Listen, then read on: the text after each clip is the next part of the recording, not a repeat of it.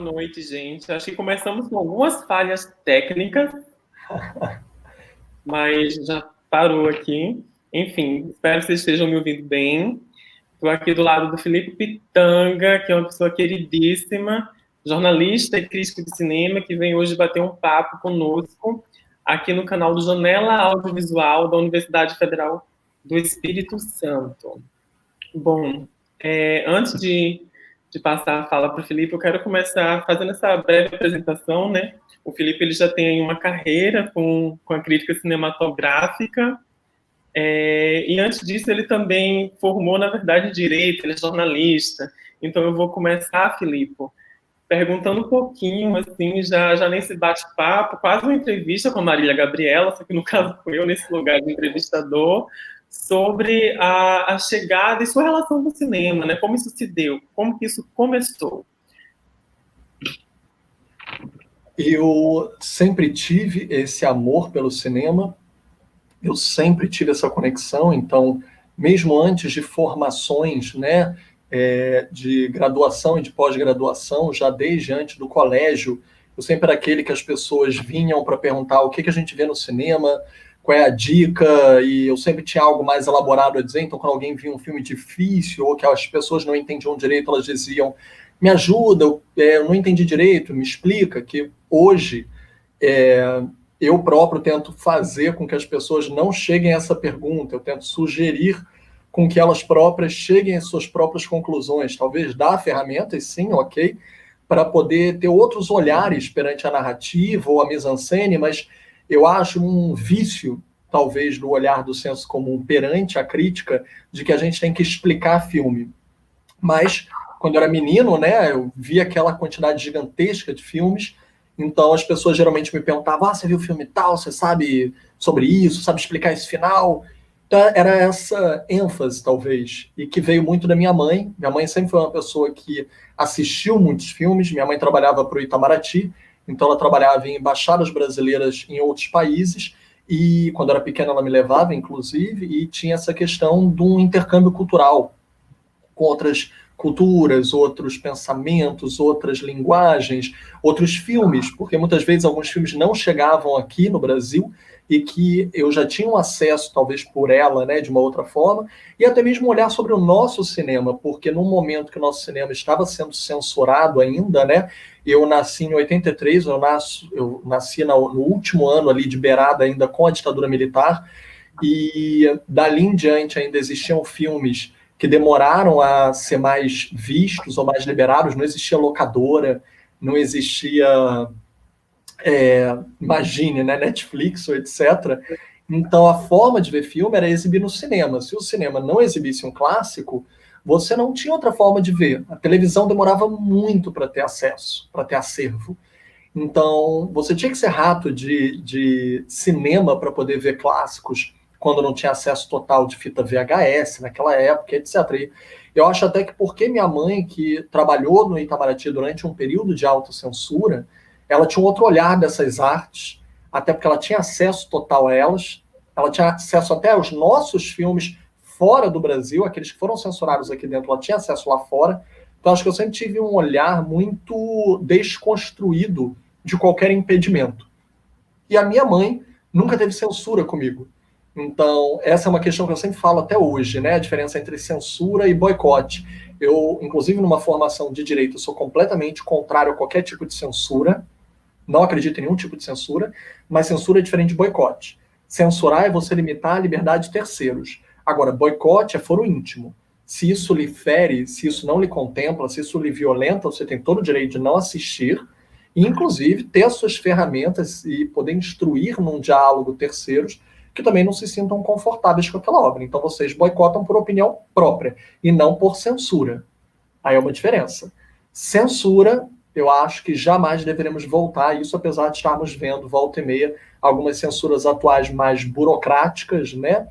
Mais sistêmicas e estruturais do que atos diretamente ligados a uma decisão unilateral, apesar de ainda haver algumas hoje em dia no cenário atual.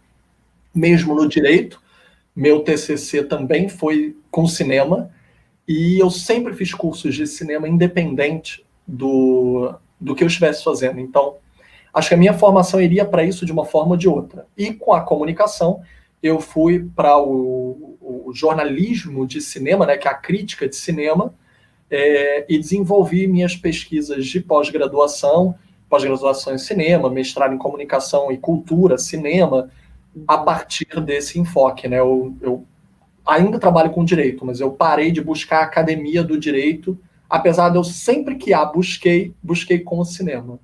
Sim.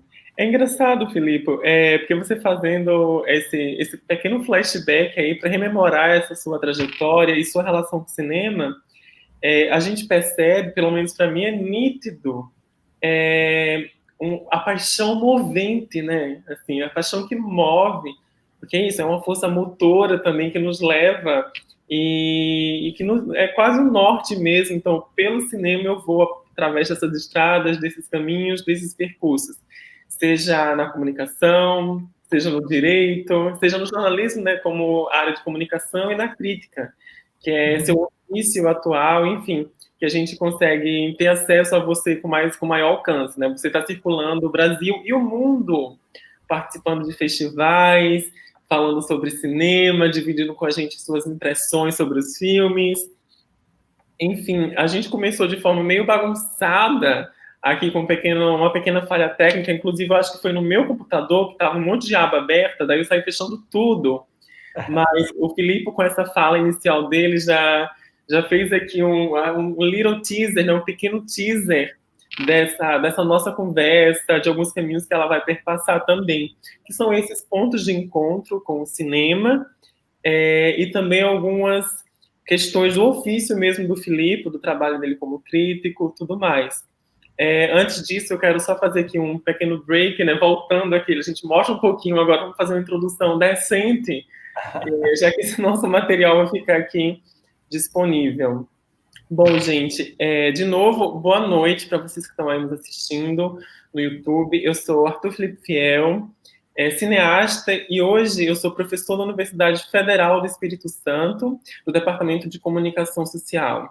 Essa live aqui, ela é integrante de uma das aulas, né, de uma das disciplinas que eu ministro, junto ao professor Klaus Berg Bragança, no curso de Cinema e Audiovisual da UFES. Essa disciplina ela chama Análise Fílmica, e hoje a aula é específica sobre crítica cinematográfica. Melhor coisa para falar sobre crítica foi o que me veio na cabeça no momento que eu e Klaus estava discutindo a ementa da disciplina. Eu disse, nossa, acho que a gente deveria abrir espaço para a gente conversar com um crítico, e aí me veio o nome do Filipe em mente, que é uma pessoa muito querida. O Filipe, além de ser crítico, advogado, enfim, tantas coisas que o Filipe ele também é professor de cinema na AIC, Academia Internacional de Cinema, enfim, onde ele dá aula de crítica cinematográfica e algumas outras coisas por lá. Vocês podem ter acesso também às impressões do Filipe sobre alguns filmes, sobre alguns festivais qual ele circula, e circulou assim, né, durante todo esse tempo de carreira. Aí no YouTube tem muita coisa, então, enfim, está tudo disponível para vocês também. Bom, Filipe, agora retomando o nosso papo, e aí você já tocou nesse seu encontro com o cinema, vi de muito cedo, né, nessa origem familiar até, da sua mãe, do seu acesso a esses filmes desde muito cedo em sua vivência, mas eu queria entender um pouquinho melhor, pelo menos por agora, dessa sua trajetória, né? Como que você começa a sua vida acadêmica também, de interesse profissional com cinema, porque você menciona, no direito, o seu TCC foi sobre cinema, na comunicação, você trabalhou desde cedo com cinema, nas suas pós-graduações também com cinema, inclusive você está desenvolvendo uma pesquisa que eu tenho muito carinho, interesse, acho que é maravilhosa, tá? E, enfim, eu queria só entender assim, você começa onde, né, na sua carreira, na sua vivência profissional? No direito, na comunicação? Onde foi esse start e como que o cinema coube lá, né, nessa sua temática de pesquisa inicial? No direito, eu comecei com o direito, profissionalmente, apesar de que eu já ganhava, né, formas de trabalho, né, dava curso de inglês, não profissionalmente, mas informalmente eu ensinava os coleguinhas, eu ganhava com isso, mas minha primeira profissão remunerada foi o direito, A crítica de cinema ela é um lugar muito ambíguo de se estar, porque ela não é um bacharel específico, você não faz faculdade de crítica de cinema. A crítica de cinema, e eu tenho vários alunos, em geral, que vêm desde comunicação, que querem se especializar em crítica, cinema, formados em cinema e que querem escrever crítica, ou com a crítica querem entender melhor o olhar fílmico, até mesmo roteiro, para poder elaborar. Eu também sou consultor, eu faço consultoria de roteiro, fiz para alguns filmes, inclusive, que já estão no mercado, que já estão no circuito, e o que eu acho que as pessoas querem buscar, até mesmo para sair da página em branco, para criar, seja no roteiro, seja na fotografia, né, da tábula rasa, que às vezes é uma angústia para quem cria, é poder usar o acervo não como cópia, mas como referência. E essa referência se reinventar. Então, apesar de eu ter começado desde cedo com o direito, eu acho que o próprio direito foi um acervo para o que eu apliquei no cinema. Então, por exemplo, uma das especialidades, dos focos, né, de estudo que eu fiz desde o princípio foi direito do entretenimento, foi contratos, direito empresarial. Então, várias coisas já me davam alguma especialidade, tanto que eu sempre escrevi sobre cinema, mesmo que informalmente, como se fosse para blog próprio, para Orkut, essas coisas que já existiam naquela época, até começar, de fato, a ser publicado. E publicado não autopublicação, mas publicado por terceiros. Eu acho que a minha primeira publicação, que até foi como publicação de leitor, nem foi como publicação oficial, como membro de uma equipe, e que foi a primeira vez que alguém me deu uma chance, foi o Marcelo Janot, para o críticos.com.br, que quando ele me publicou lá e disse, não, você tem futuro, você tem potencial, e aquilo para mim já era tipo um enorme reconhecimento, nossa, ainda mais vindo de alguém que eu admirava e que eu já acompanhava o trabalho, que hoje é um grande colega de trabalho, tenho amizade com essas pessoas que eu antes lia, alguns eram do Jornal do Brasil, antes de serem bonequinhos do Globo como são hoje, mas uma coisa que eu vinha descobrir muito fortemente, desde a faculdade de Direito, que eu já comecei a publicar acho que já foi no Almanac Virtual que eu comecei a publicar antes de acabar até a faculdade de Direito, mas uma coisa que eu fui percebendo que foi me dando um diferencial muito grande é que a maioria das pessoas na crítica, de associações ou etc., elas têm uma carência muito grande de enxergar a instituição de uma maneira mais jurídica. Então, o fato de eu saber fazer contratos, o fato de eu saber ler contratos, de eu poder ler editais, de eu saber entender um código que era necessário para que essas pessoas acessassem, inclusive, recursos, porque nós sabemos que é um direito constitucional, está lá no artigo 215, eu não canso de dizer isso, para que ninguém se sinta culpado de ter financiamento público nas suas obras. Qualquer país do mundo, de primeiro mundo, digamos, dentro dessa falácia social, né, de ciências sociais, mas essa distorção que as pessoas ainda têm essa visão de país primeiro mundo ou país terceiro mundo, qualquer país financia sua cultura com o Estado. Mesmo os Estados Unidos, são formas diferentes. E a nossa, inclusive, é uma das mais elogiadas. Então, o fato de eu conseguir entender e ler leis me deu muitas vantagens. Porque, seja na associação de críticos, que não tinha assessoria jurídica, eu passei a ser um assessor, eu passei a ter, né, esse lugar que antes nem tinha a função assessor jurídico. Mas quando passa a ter um advogado ali dentro, que entende das questões e passa a resolver questões, e a nossa associação, a do Rio de Janeiro, ela tem uma diferença muito grande. Por quê? Ela, desde o princípio, ela é considerada a primeira do Brasil, apesar de não ser a primeira do Brasil, é a do Pará, por causa de uma vantagem jurídica, quem diria. Porque ela foi a primeira a registrar num cartório de notas. Então, a ACCRJ, Associação de Críticos de Cinema do Rio de Janeiro, que foi registrada como ACC, Associação de Críticos de Cinema, e IFRJ, era filial do Rio de Janeiro, ela foi a primeira a registrar de uma maneira com uma intenção nacional, apesar de ter sido focada numa regional. Então, isso deu uma vantagem a ela muito grande, tanto que ela foi a primeira filiada do Brasil e, durante muito tempo, única, da FIPRESS, que é a Associação Internacional da Crítica, que tem os júris FIPRESS no mundo, né? Júri FIPRESS em Cannes, em Berlim. Aliás, posso já dizer, agora já é público, eu não tinha ainda postado em nenhum lugar, mas já que falou da cobertura internacional, fui convidado para ser jurado no Festival de Estocolmo, Então, eu sou jurado no Festival de Estocolmo pela FIPRESS, que é a Associação Internacional da Crítica, que eu sou filiado porque eu faço parte da CCRJ.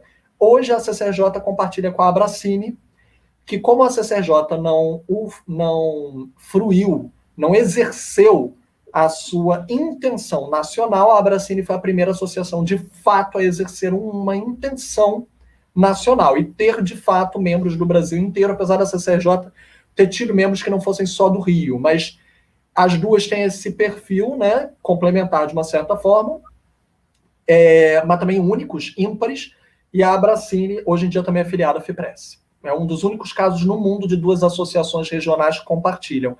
Então, o direito sempre me deu uma vantagem muito grande. Eu não posso dizer que não me deu. Até hoje eu trabalho com direito. Eu sou advogado de alguns filmes e também tem a questão ética. Eu não faço crítica de filme porque eu sou advogado. Eu tenho senso crítico. Eu sei dizer, eu fiz contrato do filme, mas eu acho criticamente isso e aquilo. Ou, nossa, é um êxito disso, disso, disso. Ou não é daquilo. Eu não sou cego, porque eu fiz um contrato, mas eu tenho filmes como cliente que, evidentemente, eu não escrevo sobre eles. Diante dessa notícia de primeira mão que você acabou de soltar aqui, né, na nossa live, parabéns por fazer parte do corpo de jurados de Estocolmo. Enfim, é sempre muito bacana a gente ter representantes, né, que a gente confia o nosso olhar a alguns críticos, assim, e você faz parte desse corpo de críticos que hoje no Brasil tem um alcance que movimenta o interesse geral, né, do público, enfim, que acompanha. A gente lê suas críticas, a gente acompanha você nas redes, enfim. Então, a crítica ela tem um papel fundamental na formação, né, inclusive na formação do espectador, na formação na popularização do filme, né, da democratização a gente usa esse filtro também, né? Alguns de nós, eu tenho vários amigos, na verdade, não só alunos aqui do curso, tudo mais, mas que dizem, não, eu quero ver tal filme, mas antes vou ler as críticas, e aí faz todo um filtro, né? A crítica também tem essa função.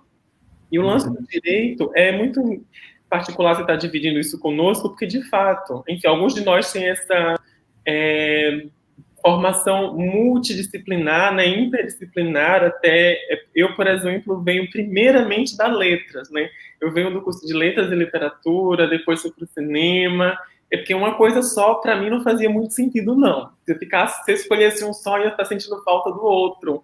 Então, eu precisava me encontrar nesse meio, né, nesse caminho, nesse percurso, para ficar indo e vindo e trocando figurinha entre as artes, interartes, né? E é muito bacana também de ver você se colocando dessa forma aqui nessa conversa, porque é isso. A sua formação, ela é múltipla, mas a sua trajetória é composta por esse imbricar, né? Pelo cinema, o direito, por esse encontro. E você tocou em pontos cruciais, que inclusive para o olhar do crítico, talvez estabelecer alguns pensamentos, expor alguns dos seus pensamentos de maneira pública, para o público em geral, é muito importante de ter isso dessa forma, porque justamente o olhar legislativo para algumas coisas, né? Tipo, como que rola esse financiamento, as problemáticas disso. Enfim, você tocou em pontos realmente bacanas de ter sido aqui exposto, porque é de interesse do povo saber disso, mas a gente tem muito pouca discussão pública, né, sobre isso. E o lance da gente estar fazendo agora live, isso aqui vai ficar no YouTube, vai ficar... A gente está fazendo ao vivo agora, mas vai ficar ali para posteriormente ser assistido. É muito bacana porque, enfim, é acesso público, a gente está também lidando, a universidade é um espaço de formação, né? A gente está fazendo transmissão aqui no canal do Janela Audiovisual, que é um projeto de extensão da Universidade Federal do Espírito Santo, e que, inclusive, não tem como não falar sobre a nossa situação política, né, assim, que a gente se encontra enquanto cultura, membros de discussões culturais, de espaços culturais, de artes e também de educação. Enfim, a universidade pública ela tá aqui forte, está presente nas redes, está fazendo discussões, enfim, está se mantendo diante de tudo isso e de todo esse cenário, né, inclusive pandêmico, que afeta toda a nossa dinâmica. Por sinal, no contexto não pandêmico, talvez esse encontro aqui com o Filipe não fosse possível, né? Porque, enfim, o Filipe está lá no Rio de Janeiro, onde ele mora, eu estou aqui no Espírito Santo, em Vitória, Enfim, a minha morada ela é meio nômade, então hoje eu estou aqui, amanhã eu não sei. Eu também estava no Rio há poucos meses atrás. Então tem toda essa dinâmica que, enfim, a live possibilita essa discussão de forma mais ampla. E eu acho que vai servir para muita gente aí, instituições de cinema, quase não sai, gente. Universidades, enfim, coisas do tipo. E aí, Filipe, eu toquei agora nesse ponto da crítica como formação de espectador, formação de reputação até de um filme, porque a gente vai dando notas, né, também tem esse esquema de notas em alguns sites, que o filme recebe lá 5 estrelas, 3,5 e tudo mais, e eu tinha péssimo, sim. Eu não suporto dar nota, mas também não estou criticando quem dê. Isso durante o Ebert, quando ele fez, né, a questão da nota, 2 thumbs up, 2 thumbs down, a famosa nota que foi popularizada de outras 1000 formas, estrelinha, bonequinho dormindo, ela popularizou a crítica, porque ela facilitou ao leitor, e isso, depois da internet, inclusive, virou uma linguagem que foi toda reapreciada, porque numa internet memética, altamente memética, que nós temos vários GIFs, vários formas de filtros, de filtrar nossa linguagem, símbolos para dizer como a gente se expressa, emojis, emoticons, eles são muito úteis, eles são recursos, mas eu entendo da nota, mas eu odeio da nota, porque eu acho que é um simplificador, e às vezes um filme que eu dou uma nota, vamos dizer, de 5 estrelas, eu dou 3 estrelas, me importa mais do que talvez um filme tecnicamente perfeito, impecável, que eu não consigo dar menos de 4 estrelas porque ele é tecnicamente perfeito, mas que eu acho ele vazio. Então, o que é uma nota? Sim. E se eu dou 1 para um filme tecnicamente perfeito que eu acho ele vazio, as pessoas vão me tacar pedra. E tudo bem também. Mas eu acho que elas devem ler. Eu acho que é um facilitador, é um simplificador que eu não concordo. Mas eu não tiro a razão para quem facilite e quem gosta. Toda uma rede social em cima disso. Letterboxd dá nota. Sim. Eu entrei só agora nesta jossa, justamente porque eu não gostava de dar nota. Lá eu tô dando nota para tudo. Mas eu altamente aconselho que ninguém veja a droga da nota que eu dei, porque eu sempre ponho a droga no texto. Sim, e é meio simplificador justamente por isso, né? Às vezes as pessoas param ali e veem a nota, não, achei interessante. E, poxa, perde a oportunidade de ler um texto que é todo desenvolvido acerca daquela narrativa, acerca daquela estética. Então, eu também concordo. Eu acho nota um problema, porque justamente é aquele filtro enganoso, porque você perde o contato com a opinião formativa também, né, do crítico que está ali se empenhando, colocando sua visão, sua bagagem diante daquela obra, e você considera só aquele número e torna uma obra não descartável. Eu acho que a gente tem que ver das coisas. A crítica, eu gosto muito de ler algumas delas, tudo mais, de ter acesso e de ter a experiência de chegar lá e ver um filme também, sabe? Às vezes eu não vejo a crítica antes, às vezes eu vejo só depois, às vezes eu vejo antes. Eu não tenho muito uma rotina diante da crítica, especificamente. Mas eu tenho amigos e, tipo, uma galera que realmente só vê filme depois de ler crítica, ou que usa isso como filtro, né? E aí, pensando na crítica enquanto essa instituição formativa também de reputação fílmica, porque, enfim, a gente tem esse circuito, né, a produção do filme, da produção ao consumo, várias instituições permeiam essa distribuição, várias instituições promovem isso, e, enfim, valoriza ou desvaloriza, dá um gênero específico ou coloca numa outra caixinha, enfim, tudo sobre o filme. O que é que você acha do papel da crítica diante disso? Como que você vê a crítica nesse cenário aí, nesse entrelaço de textos e discursos que definem uma obra, digamos? Ok, uma ótima pergunta, complexa. Eu vou tentar ser sucinto o máximo possível, mas eu vou desdobrar em algumas questões, tá? A crítica de cinema, um dos maiores atributos que a crítica tem é decodificar a imagem e o som, né? O cinema ele é audiovisual, a gente não deve esquecer disso. E às vezes as pessoas esquecem também de uma outra importante lição. Para muitas situações, evidente, um filme tem de estar completo na tela. Ok? Ponto. Mas nenhum filme está completo na tela, sem um extracampo, sem toda uma situação, sem toda uma intenção, uma motivação, uma circunstância histórica, um meio ou impedimentos. Então, assim, o extracampo é tão importante quanto o quadro, quanto o campo do filme. Nós temos, quando a gente aponta a câmera para uma obra, um recorte. Isso daqui é um recorte. Eu estou recortando meu olho. Eu estou recortando minha face. Eu estou retirando parte daqui da minha prateleira, da minha estante, e eu estou fazendo um recorte. O recorte, nenhuma câmera funciona sozinha, nenhum botãozinho liga uma câmera sozinha. Então o recorte, ele tem uma intenção por trás dele. A gente tem que entender que uma filmografia da pessoa, uma bagagem, seus pontos cegos, sua existência ou a sua não existência. Uma pessoa não tem como ter todas as vivências, todo mundo tem um ponto cego. E quanto maior for o nosso privilégio, maior o poder de escuta que a gente tem que exercer. Então, o quanto o filme ele vai representar inúmeras outras questões que não só uma história, que tem início, meio e fim. Quiçá tiver início, meio e fim. Tem, todo filme tem. Mas a questão não é essa. A questão é, como já dizia Lucrécia Martel, o filme ele é uma piscina, literalmente. Você mergulha nessa piscina, apesar de você só ver a superfície da piscina, você vê a água ali, plácida. Se você está com uma pedra, você vê aquela repercussão das pedras. A metáfora da pedra não é da Lucrécia, né? É do Carl Guimarães, cineasta nosso mineiro, mas vamos continuar com a metáfora da Lucrécia. Nós temos uma piscina que você só vê a superfície da piscina. Só que, ao mergulhar no filme, você é invadido por questões que estão para além da superfície.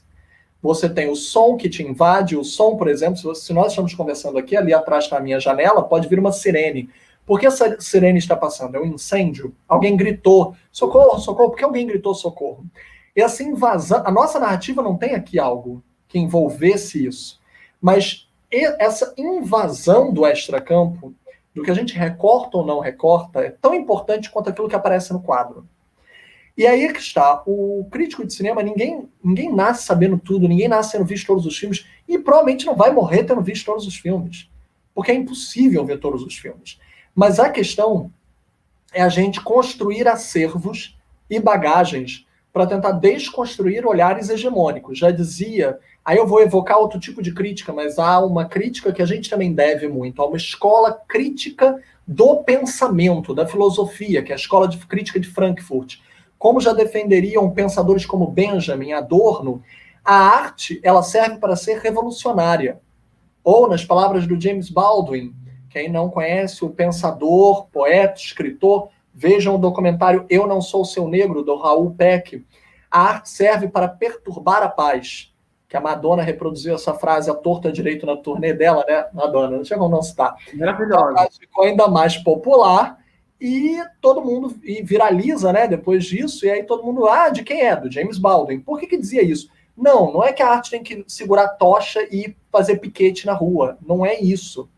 Mas a arte, ela não serve como reiteração de status quo. Reiteração de status quo se chama propaganda e não cinema. Arte, ela tem que ser inconformada, não importa quais sejam os poderes que estejam em voga. Não importa qual partido, qual ideologia, qual lado. A arte ela tem que ser inconformada, ela tem que sempre querer gerar uma reflexão, uma indagação, um questionamento, algo novo. E aí, respondendo a sua pergunta inicial, depois desse preâmbulo, a crítica de cinema ela pode se desdobrar em outras questões, como a pesquisa, nem todo crítico é pesquisador, então eu não estou com isso condicionando que o crítico precise ter esse lado. Mas, geralmente, se ele vai para a academia, né, e a crítica jornalística e a crítica acadêmica podem se complementar, mas podem ser dicotômicas, mas geralmente quem procura uma especialização, quem vai para a academia, quem procura uma pós, quem procura cursos e vai fazer artigos e vai ter publicações, vai se embrenhar na questão da pesquisa. A pesquisa, diferente da crítica jornalística, ela não quer o imediatismo, ela quer o tempo. A própria pesquisa beneficia a crítica jornalística. Muitas das inovações, provocações, questionamentos, ressignificações históricas, do ponto cego, inclusive, da crítica jornalística, vem da crítica acadêmica ou da pesquisa, que também pode ser exercida pelo crítico jornalístico. Essa pesquisa ela tem uma obrigação de tentar desconstruir nossos próprios pontos cegos. Aquilo que ainda não foi pesquisado, ou aquilo que já foi pesquisado sob um olhar que não foi pesquisado. Então, as narrativas plurais, por exemplo, as questões identitárias, que estão tão em voga hoje em dia, sempre estiveram, na verdade, por outros olhares, são formas de tentar desconstruir olhares hegemônicos que, segundo Adorno e Benjamin, não são propósito da arte, senão seria propaganda. Então, o lugar do crítico dessa inquietação, da provocação do status quo, é tentar, através da arte, entender que parte, que oferta dessa arte é revolucionária. Não que ela não deva se pagar, não que ela não tenha um lado de produto, não que ela não deva ter um capital de giro, inclusive intelectual, não só financeiro. Ela mantém empregos, ela gera empregos. A Ancine, por exemplo, antes de começar a ser desmantelada, provava por números o quanto ela fomenta empregos, fomenta circulação monetária no país. Então, a arte é evidente que ela tem que se autopagar. Mas qual é o lado que alimenta não só o bolso, e sim a alma? Esse lado, ele tem que ser contra-hegemônico. A arte que adula ego de hegemonia, como eu disse, é propaganda. Então, e aí vem o outro lado, que a crítica também não precisa necessariamente exercer, mas é um possível desdobramento em potencial além da pesquisa, que é a curadoria. Como a própria etimologia da palavra diz, né, curar algo não é só selecionar algo, uma narrativa de uma arte, de uma história de uma arte, mas também é você poder, através de uma escolha de uma narrativa, a cura, na sua origem etimológica da palavra, desde a Grécia Antiga, né, desde do juramento de Hipócrates, ela tem um duplo lado, né, que nem o veneno da cobra, que pode ser tanto vacina quanto fatal. A cura, ela também vinha de uma dicotomia da expressão, que é aquilo que pode curar, pode matar na dose errada. Então, a curadoria, ela tenta curar contra também uma visão hegemônica os pontos cegos que a gente carrega. Não adianta ver aquilo que a gente sempre viu. Ou a gente pode ver o que sempre viu sob um outro olhar. Senão a gente só está reiterando o status quo. A curadoria, ela vai tentar selecionar através de mostras, festivais, cineclubes, exibir em lugares onde a arte talvez não alcance, ou aquele tipo de arte não alcançasse normalmente, possibilitar, propiciar, facilitar o acesso a outros territórios, outros olhares, outras identidades, de várias dessas questões que o crítico também tem uma responsabilidade. Aí eu vou citar um grande pensador, que é o tio Ben, tio do Homem-Aranha, que sempre diz que com grandes poderes há grandes responsabilidades. E o crítico tem grandes responsabilidades. Não só perante o acervo que ele tem, o olhar que ele já exerce, mas, como eu disse, em relação a uma desconstrução constante dos nossos pontos cegos. Porque quanto mais privilégio a gente recebe, reconhecimento, fama, sucesso, mais a gente é obrigado a exercer um olhar de desconstrução perante esses privilégios. A gente é obrigado a ouvir, a gente é obrigado a exercer um poder de escuta.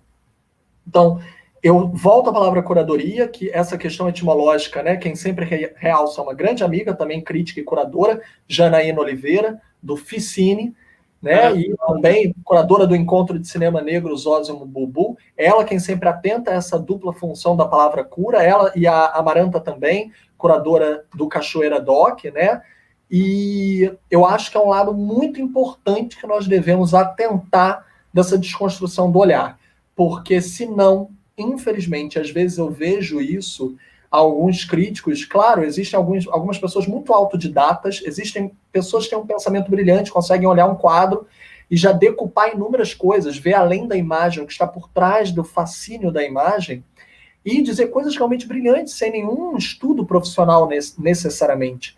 Mas tomem cuidado, porque a arte pela arte, o status quo pelo status quo, é masturbatório. É ficar girando em torno do gozo do selfie. E isso é a morte. É preciso a ir morte da arte. ao outro, né? Ao outro. Isso é muito importante mesmo. Filipe, que delícia estar aqui batendo esse papo com você, porque você traz questões realmente, assim, importantíssimas, de extrema relevância de serem tocadas, não só por agora, mas questões que fazem parte mesmo disso que é crítica, disso que é arte, desse intercâmbio, né, desse caminho que a gente se encontra. Daí eu queria só assinar o pessoal que está lá no YouTube.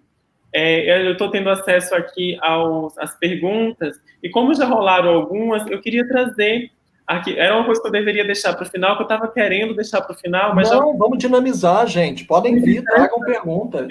então vamos trazer aqui, vocês fiquem à vontade aí para perguntarem, né, que eu vou fazendo a seleção aqui. Essa primeira é do Luiz Felipe, que é aluno da Universidade Federal do Espírito Santo, e ele coloca o seguinte: a crítica deve antes orientar o espectador a tratar do filme em seus aspectos artísticos.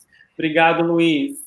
Obrigado, Luiz. Uma ótima pergunta. Eu acho que eu já respondi um pouquinho ela no início, quando eu falei sobre a questão de quando eu dizia, mesmo pequeno, né, mesmo jovem, já vinha gente me perguntar, me explica o final do filme e tudo mais, etc. Então, como o Luiz falou, de uma maneira mais específica, ele pontuou de uma maneira bem mais focada, né? A crítica deve antes orientar o espectador.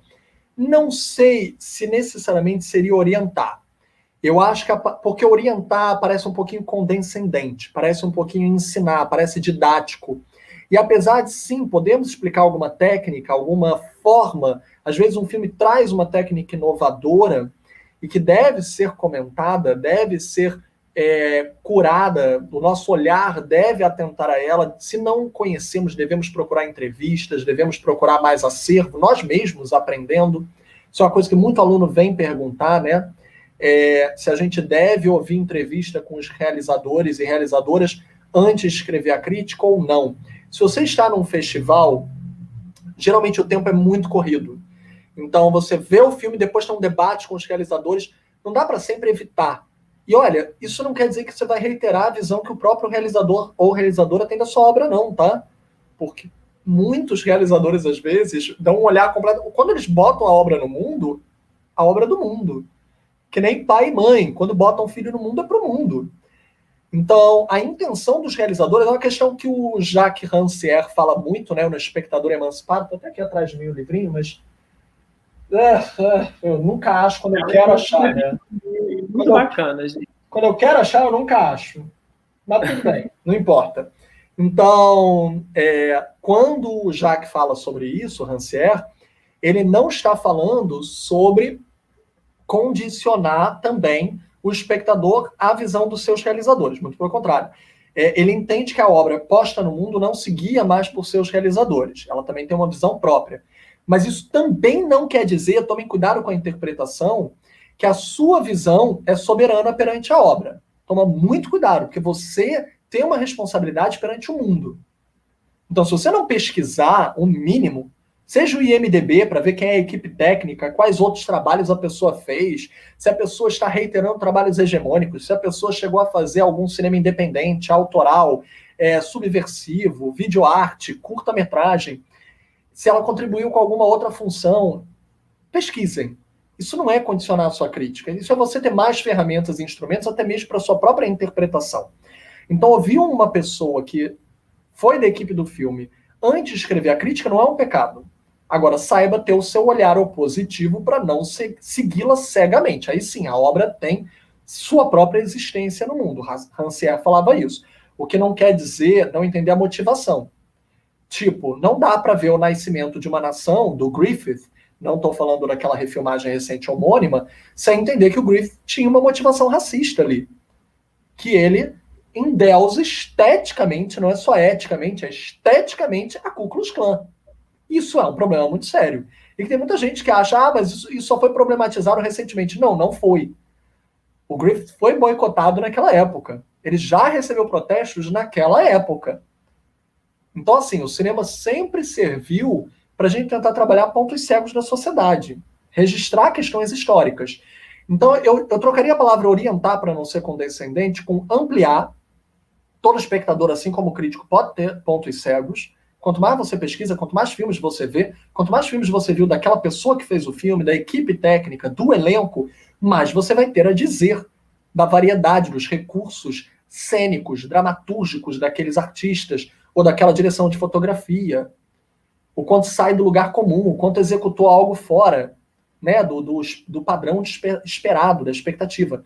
Eu diria ampliar, eu diria conexões, criar conexões, e aí sim, a segunda parte, né, tratar do filme em seus aspectos artísticos, reitero, não em termos apenas podem soar didáticos, mas que não seja didática a intenção, ensinar para o espectador o que ele está vendo. Não sejamos nós condescendentes com o espectador, mas criar conexões sim.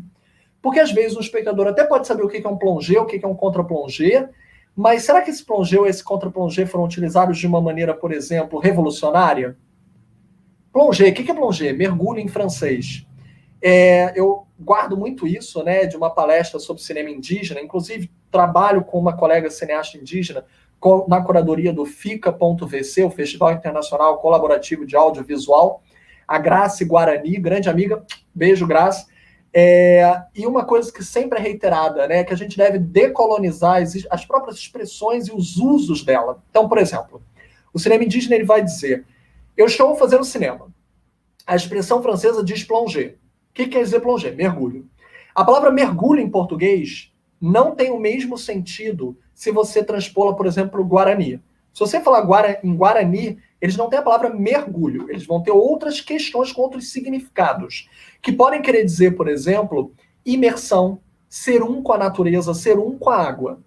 Então, se em francês, plongé quer dizer mergulho, que é uma posição, é um movimento, você mergulha, então a câmera faz isso, ela mergulha na cena, tem várias funções. Se você filma algo de cima para baixo, você diminui esse algo. Se você filma de baixo para cima, contra mergulho, você amplia esse algo. Então você pode estar fazendo, por exemplo, um vilão parecer maior, mais opressor, uma visão extremamente aqui facilitadora. Estou dizendo apenas para exemplificar o óbvio.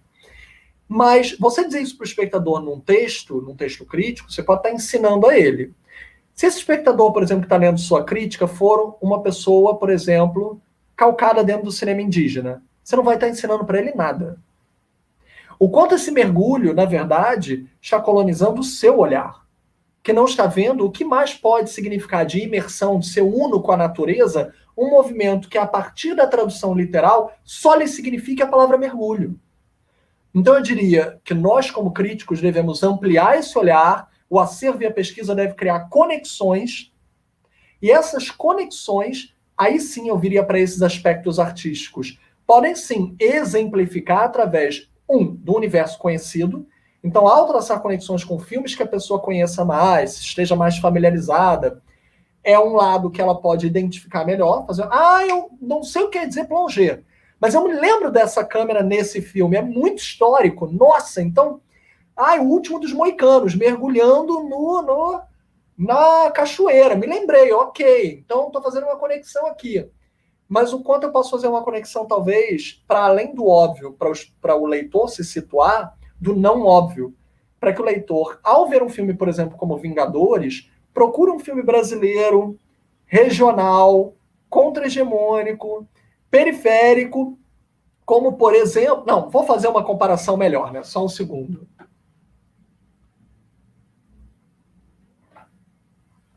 Vamos lá. Eu tenho aqui, né, gente? Porque eu também sou nerd. Tô falando aqui de cinema indígena, tô falando de contra-hegemônico, cinema periférico, mas vamos lá. Aqui tá o Funko do guitarrista do Mad Max, que é a guitarra Cospe Fogo, e aqui tá a Furiosa, né? Então, por exemplo, o quanto Mad Max você pode ver, por exemplo, Era Uma Vez Brasília, do Adirley Queiroz, que alude a Cúpula do Trovão, né? Thunderdome, com a Tina Turner. Tina, gente, amor da minha vida. Tina e Grace Jones, gente, não dá. Vamos lá, deixa eu voltar, porque senão eu me perco aqui. Então, o Era Uma Vez Brasília, do Adirley Queiroz, ele literalmente decoloniza a Cúpula do Trovão, o Mad Max 3, e traz para a narrativa brasileira, contra-hegemônica, brasiliense, em Brasília, sobre as questões envolvendo a Ceilândia, né, que é um lugar que o cinema do Adirley respira a política do lugar, do território, e naquela época estava acontecendo o impeachment. Então ele gera uma narrativa extradimensional com algo chamado documental. Isso é uma curiosidade. O Adirley inscreve os filmes dele como documentários nos festivais. Mesmo que ele beba da ficção científica. Tem Viagem no Tempo, em Branco Sai Preto Fica. Tem Viagem Interdimensional, Intergaláctica, em Era Uma Vez Brasília. Mas o que a gente está ouvindo na rádio do filme é o que está acontecendo na realidade. Ele está documentando, de fato, a realidade, mesmo que usando de recursos da ficção científica para desconstruir a opressão dessa realidade. Então, eu acho que eu fui um pouco amplo demais para responder essa pergunta, mas porque eu disse, é muito interessante mesmo.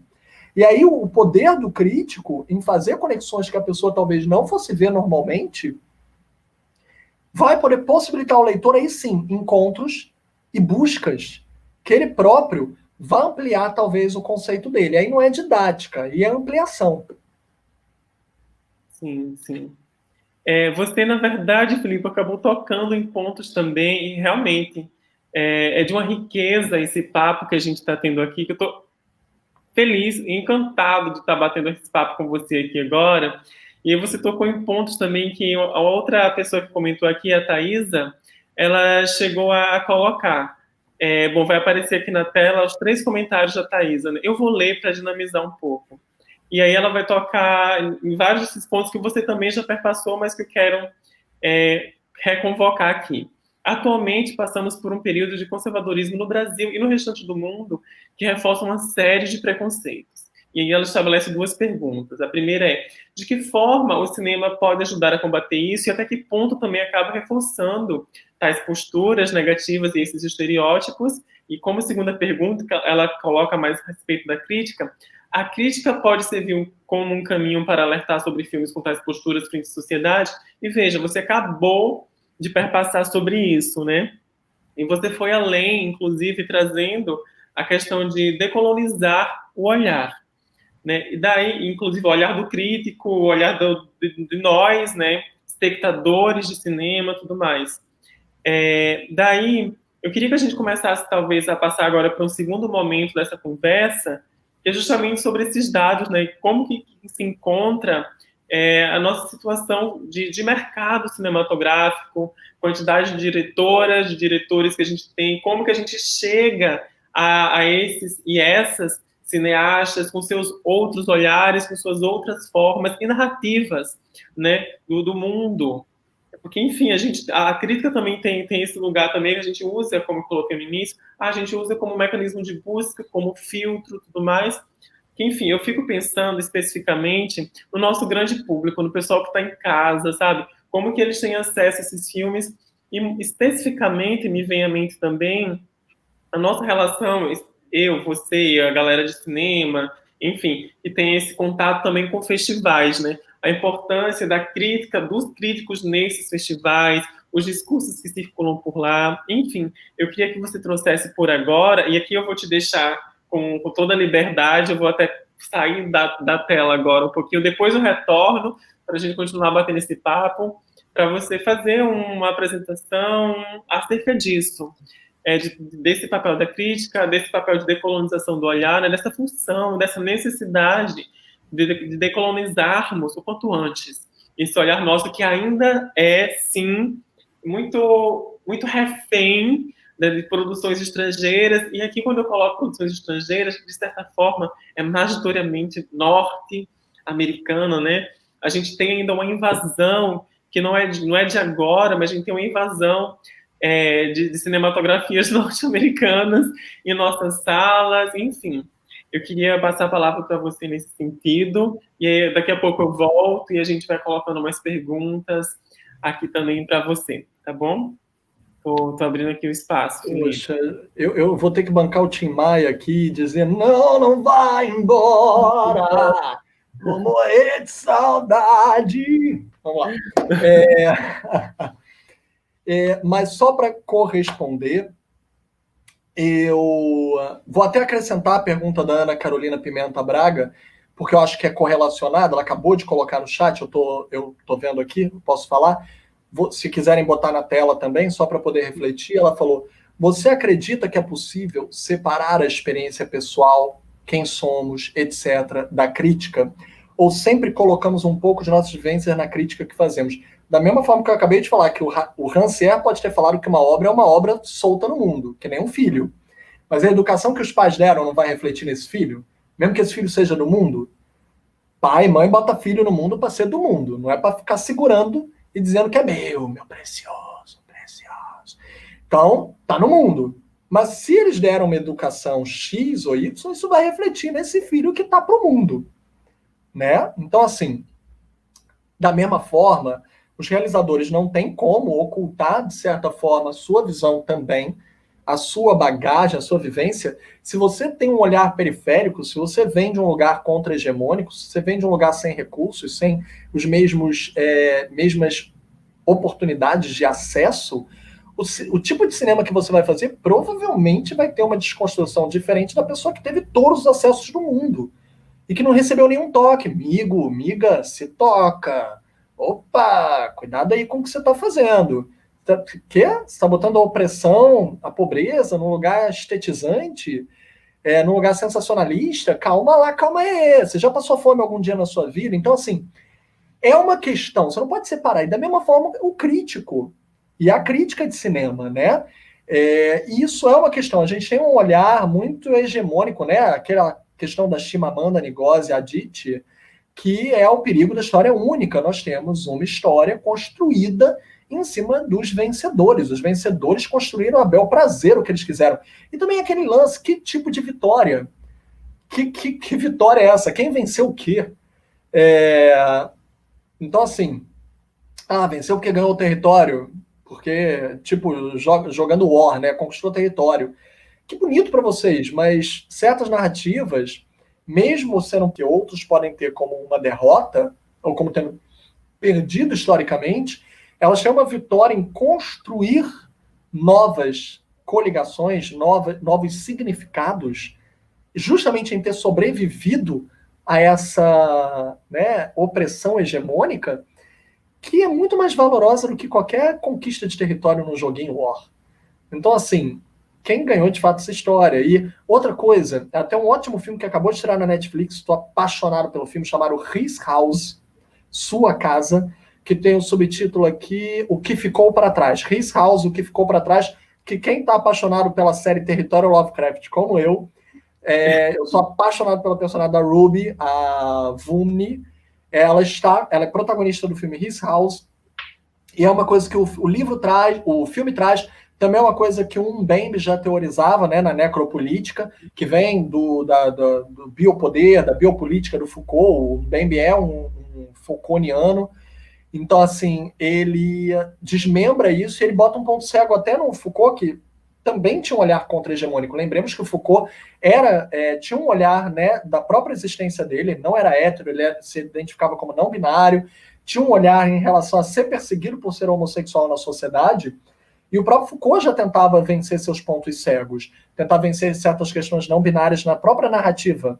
Mas Mbembe vai mostrar ainda mais pontos cegos. Se o Foucault já dizia que um mínimo de uma elite dominava uma população gigantesca, esses corpos de trabalho que serviam para alimentar esse mínimo, Mbembe vai demonstrar que não são só os corpos vivos, né? A história também é construída em cima dos corpos mortos. E os corpos mortos, eles podem parecer, aí mais uma vez eu trago, né, quem escreve a história, uma vitória de quem está matando esses corpos, mas lembremos, nós somos muitos, porque nós carregamos nossos mortos.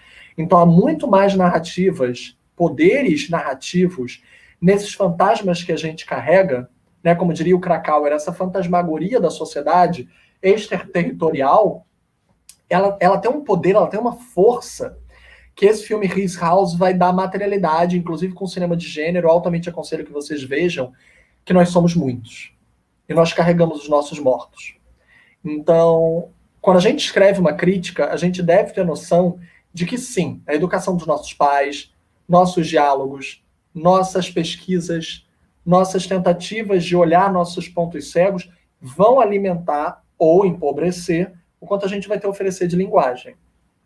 E lembremos, nós somos mais, nós somos muitos, quando a gente anda de mãos dadas com toda a história que nós carregamos. Negligenciá-la, ou fechar os olhos para ela, ou empobrecê-la, não querer conhecer mais, não querer conhecer mais a fundo, é empobrecer o próprio olhar que você vai ter sobre o filme. E aí eu vou demonstrar, né, a partir dessas questões, que o cinema, infelizmente, ele sempre foi muito construído em cima de um olhar masculino, branco, hegemônico, de elite, heterossexual, cisnormativo. Eu tenho uma pesquisa, né, com minha esposa, Samantha Brasil, que a gente sempre tenta exercer um olhar contra-hegemônico, um olhar não binário, inclusive, em relação ao cinema, em relação à vida em si. A gente aplica isso a todas as questões. E eu acho que isso é crucial, a gente estuda, né, as cineastas mulheres da história, olhares contra-hegemônicos, interseccionalidades também, de o quanto essas questões de gênero, raça, classe e territorial vão influenciar o cinema que é feito. Aí eu sempre tento, eu sei que algumas pessoas já estão carecas de conhecer essa pesquisa, mas vamos lá. Se eu puder pedir para botar o slide na tela, só para a gente poder correr alguns dados, e o quanto eles influenciam, inclusive, construção narrativa. Não é só estatística. A narrativa ela pode ser mais pobre com isso. Ou ela pode ser mais rica, mais densa. Então, vou pedir para botar o slide na tela, se puder. Eu vou expandir e vou responder com isso a questão que foi colocada sobre reforçar ou não as posturas negativas, estereótipos, e como alertar sobre essas posturas negativas. Eu vou crescer agora o slide na tela, vou botar em tela cheia, ok?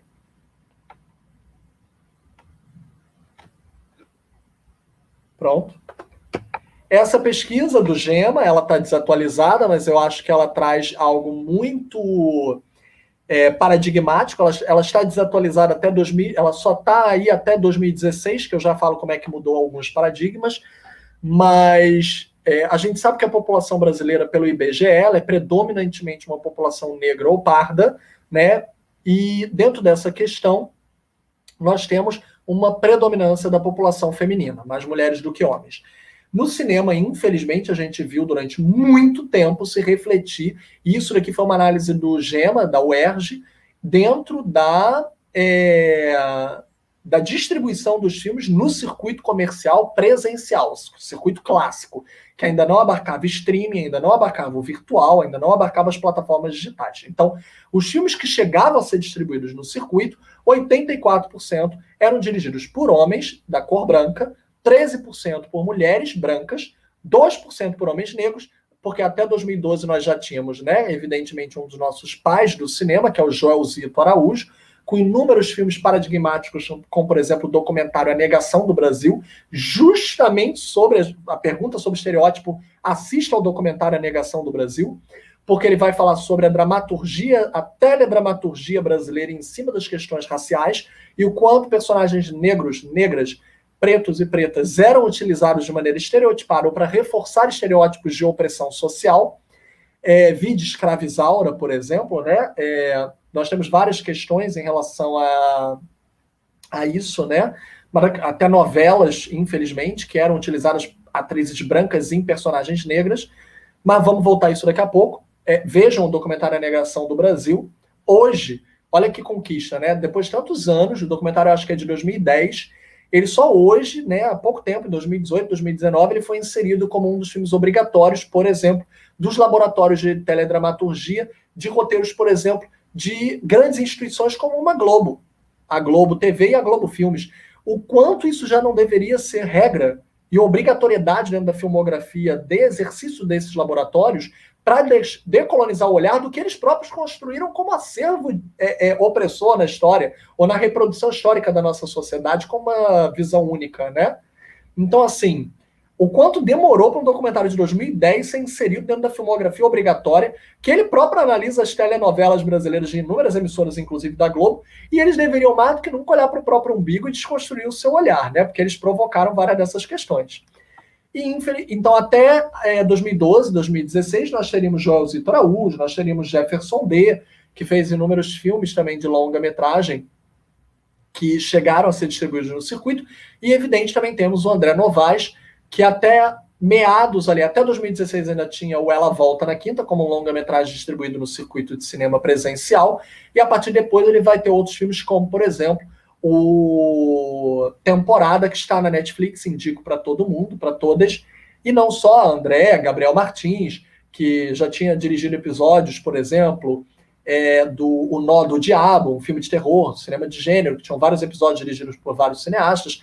Depois ele lançou junto com o irmão, Maurílio Martins, da Filmes de Plástico, a mesma produtora mineira de Contagem do André Novaes.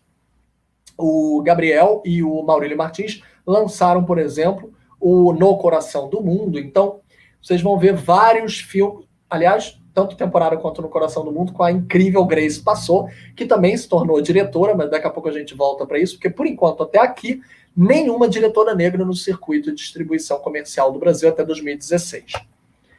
Roteiristas também, triste, lastimável as estatísticas, né? 74% escritos por homens brancos, 26% por mulheres brancas, 4% por homens negros e nenhum por mulheres negras até 2016. Apesar da pesquisa aqui ser até 2012.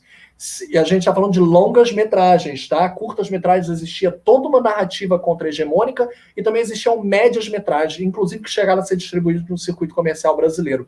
Como, por exemplo, um filme de dança da Carmen Luz, que é, hoje em dia, né, coordenadora, professora da Darcy Ribeiro. Darcy, uma instituição de ensino de cinema que está passando por todo esse problema de perseguição, porque não tenham dúvidas, essa expulsão do edifício onde a Darcy funcionava, para quem está acompanhando a história no Rio de Janeiro, é uma perseguição política, porque eu passei em parte por isso, sem querer comparar de forma alguma, mas proporcionalmente falando em cada lugar. Com o Tempo Glauber, que eu era um dos curadores, junto com várias outras produtoras, eu era curador cultural dos cineclubes, dos eventos culturais, junto com a Cavídeo Produções, do Cavi Borges, grande cineasta que tem um olhar extremamente de produção periférica, contra-hegemônica. A Cavídeo era uma das curadoras, eu era um dos curadores junto com a Cavídeo. Também tinha a Cidadela, a Petisco, tinham várias produtoras ali atuando no Tempo Glauber, que era o museu que preservava a memória do Glauber Rocha, a pedido da mãe dele, Dona Lúcia, que foi uma das maiores defensoras do acervo do patrimônio de um dos nossos maiores, quiçá o maior cineasta brasileiro, já saudoso, né, já falecido. E quando Dona Lúcia faleceu, o governo deixou de cumprir a promessa, começou a perseguir o Tempo Glauber, acabando por conseguir expulsá-lo.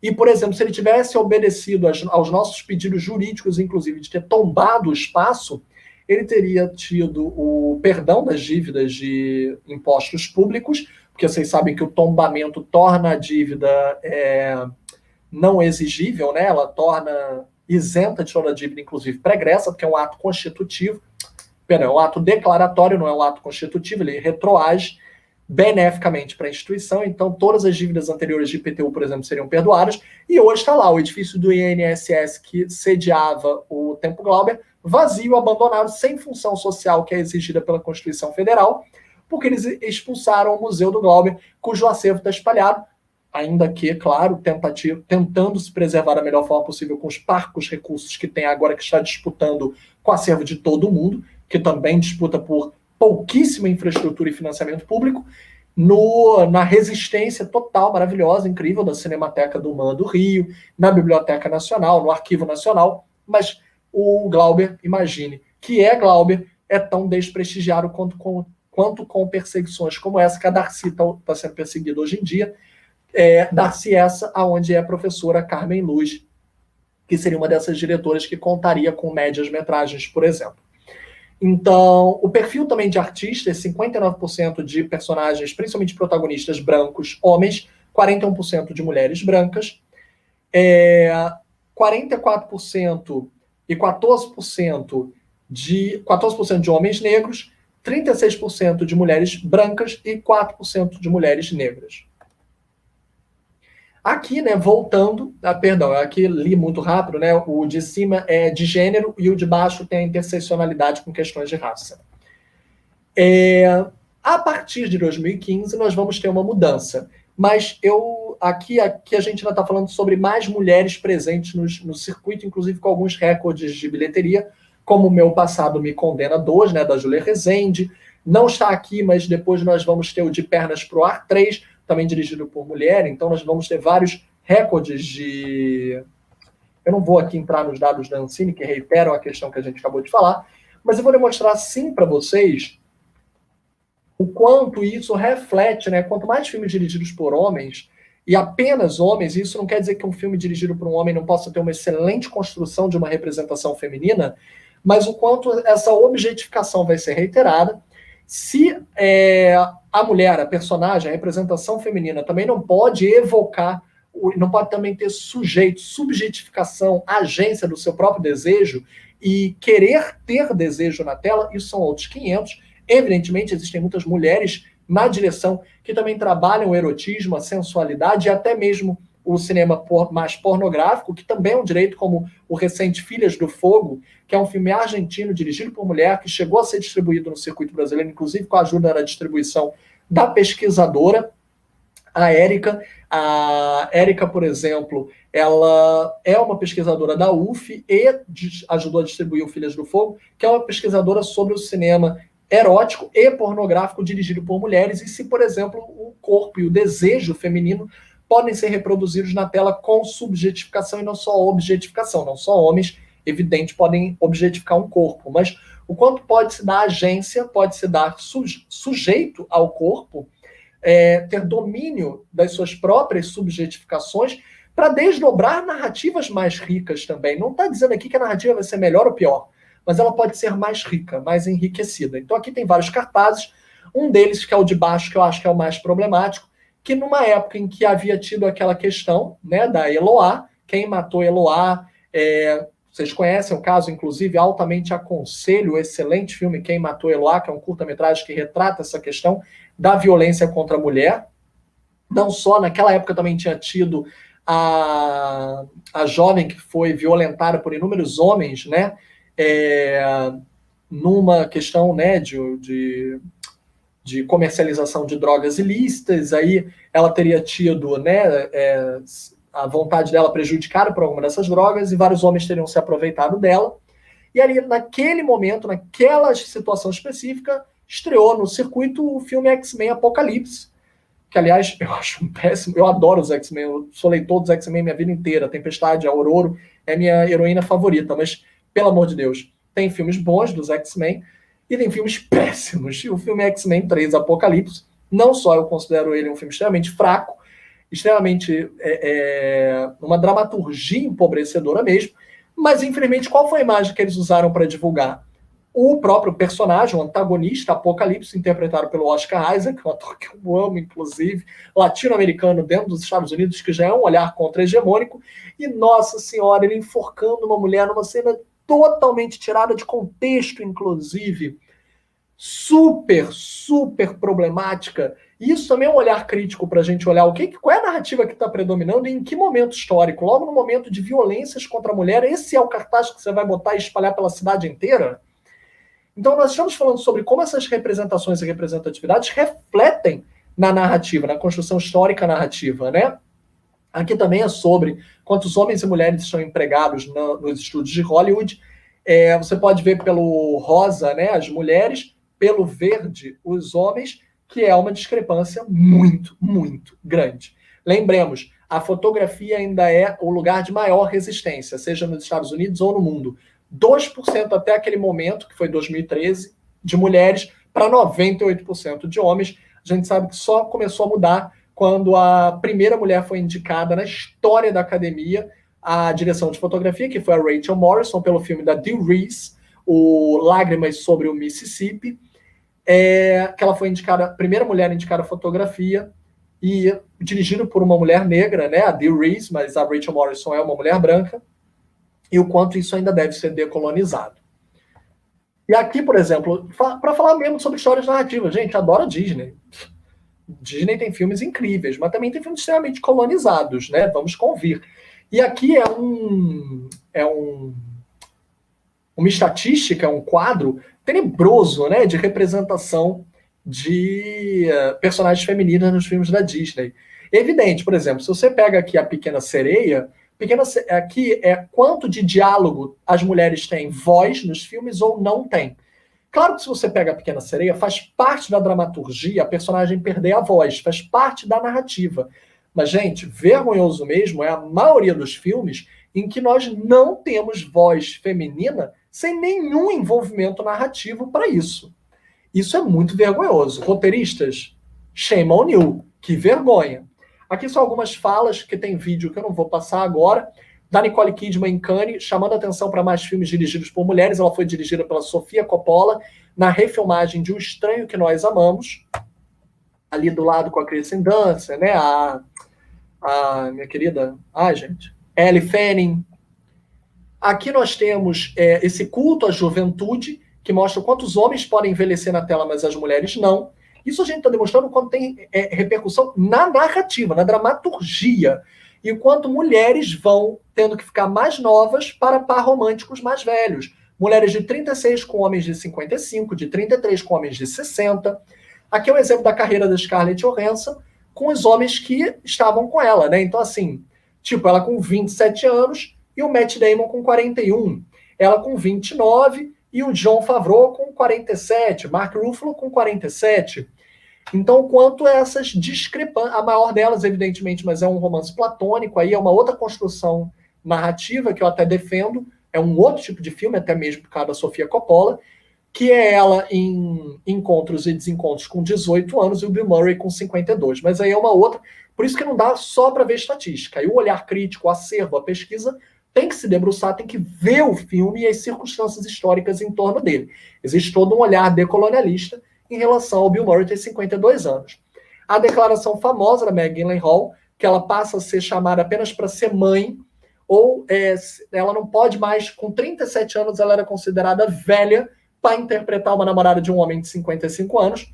Um excelente exemplo que a Maggie Gyllenhaal começou a dirigir, ela precisou, ela entendeu que as narrativas estavam sob controle da direção, do roteiro, de funções criativas, então ela foi buscar a reconstrução dessas funções para poder criar representações melhores, e a velha questão da equiparação salarial, né, em discursos famosos, como da Robin Wright, em questão do House of Cards. Na época, o Kevin Spacey ainda ganhava mais do que ela antes do escândalo, né, do Me Too. A Patrícia Arquette, com um discurso extremamente famoso, quando ela ganhou de coadjuvante por Boyhood. A Viola Davis, quando ela fala sobre a injustiça, né, que isso é uma maratona, mas muita gente tem um privilégio, tem uma vantagem na maratona, e outras pessoas estão começando correndo atrás, segurando vários pesos a mais, porque as oportunidades na sociedade são dadas de maneira sem equiparação. Aqui são os discursos, né, que levam aos dados e estatísticas. Pode tirar da tela, eu posso aqui interromper o compartilhamento também, para a gente voltar para a tela, para a gente não só ficar aqui, né? Deixa eu só voltar a minha tela, porque eu estava vendo a apresentação do PowerPoint, e voltar a ler vocês, interagir com vocês. Isso são colocações que não necessariamente têm respostas, mas têm provocações. O quanto vocês estão buscando outros olhares. Por exemplo, o quanto vocês estão buscando, eu citei aqui a Janaína Oliveira, conhecer mais sobre outros lugares, outros filmes. O Ficine, por exemplo, que ela é uma das curadoras e organizadora, o Ficine ele tem uma associação com a Maison de France. A Maison de France, da Embaixada Francesa no Brasil, ela detém vários dos direitos ainda, até hoje, de vários filmes africanos, como vários mestres senegaleses, como Ousmane Sembène, Mambéty, Diop de Djibril, né, que, por exemplo, a sobrinha dele, para quem conhece, quem não acompanhou, ela ganhou o Grande Prêmio do Júri em Cannes no ano passado com o Atlantique. Então, o quanto a gente tem que exercer esse olhar decolonialista, porque, por exemplo, se você não vai atrás de um trabalho do Ficine, junto com a Maison de France, você não vai ter acesso a vários filmes que a biblioteca francesa, né, da Embaixada Francesa, ainda detém os direitos de vários filmes. Da Safi Faye, né, diretora senegalesa precursora do documentário na África, da Sara Maldoror, que apesar de ter nascido na França, né, ela foi, né, faleceu, uma ativista do direito do cinema africano, feito localmente dentro do território, mas toda a família dela também era descendente da região, né, do território africano. Então, mesmo tendo nascido na França, ela também foi uma diretora que lutou em relação a essas questões. O quanto vocês podem se instruir mais, conhecer mais profissionais e outros críticos e críticas de cinema. A minha esposa é fundadora do coletivo Elviras, coletivo de mulheres críticas de cinema.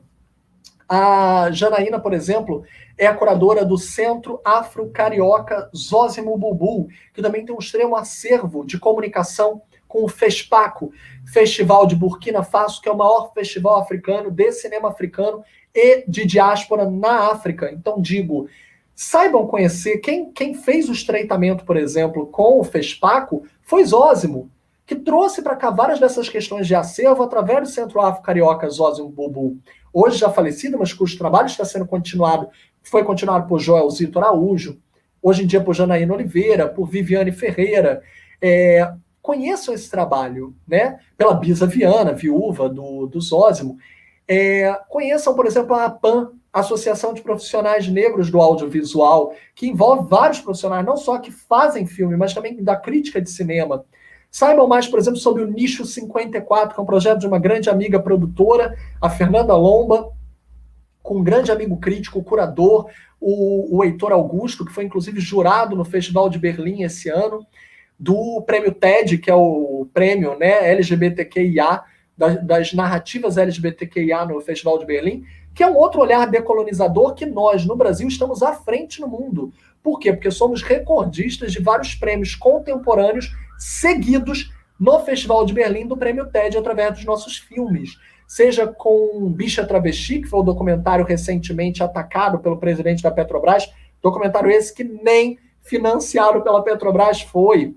Tinta Bruta, nós tivemos, né, o Greta, que brilhou lá, não ganhou o prêmio TED, mas brilhou lá, do Armando Praça, que foi outro filme censurado pelo governo atual, da nova primavera cearense, de uma extrema produção de longas metragens no território do Ceará, dirigido por cineastas cearenses, como Karim Ainuz, Petros Cariri, a família toda Cariri, né? Não só o Petros, como o grande pai dele, Rosenberg Cariri, a irmã dele, Bárbara Cariri, é uma família de cinema. Eu costumo fazer uma analogia do trabalho deles com a família iraniana do Mohsen Makhmalbaf, né, que treinou a família inteira, escolarizou a família inteira em cinema. Então, as filhas todas fazem cinema, a Hannah Makhmalbaf, a Samira Makhmalbaf, minha paixão da minha vida, Samira. Então, tipo, vamos tentar decolonizar o nosso olhar em relação a esse extracampo e procurar esses coletivos, associações, outros olhares que vão nos dar esse contato, esse intercâmbio, para encontrar talvez aquilo que a gente talvez não estivesse em diálogo antes. O DAFB, Coletivo de Mulheres Diretoras de Fotografia. Vamos tentar conhecer esse lugar, né, e tentar exercer esse olhar para tentar decolonizar. Eu estou, hoje em dia, fazendo a organização do Cineclube, da curadoria de filmes online do Estação Net, né, um grande cinema do Rio de Janeiro, que também está lutando para sobreviver nesse momento de quarentena, de pandemia. Ficou muito tempo fechado, teve financiamento coletivo que foi realmente abraçado pela sua formação de público. E aí nós chegamos hoje em dia foi autorizado reabrir, mas os cinemas estão ainda passando por essa desconfiança, né, sobre os protocolos de segurança, e tudo bem, também nós temos esse direito. Eu também não estou me sentindo à vontade de ir para os filmes. O próprio júri de Estocolmo vai ser online, né, nós ainda não estamos voltando a ir ao cinema. Então, o quanto a gente deve procurar, até mesmo nesse mundo que está se abrindo digital, dessa acessibilidade, desconstruir um olhar do que é dado sempre. Então, por exemplo, nesse mês da consciência negra e além, nós convidamos vários curadores convidados, como no momento Clementino Júnior, pesquisador, curador, que está fazendo a curadoria desse mês com inúmeros filmes maravilhosos, como Cavalo, do cinema goiano, um documentário extremamente premiado. Eu próprio fui jurado do Festival Cindy, que premiou ele como melhor documentário, por exemplo. Cavalo, do cinema goiano, primeiro filme de longa-metragem feito por um edital regional contemporâneo de incentivo público em Goiás.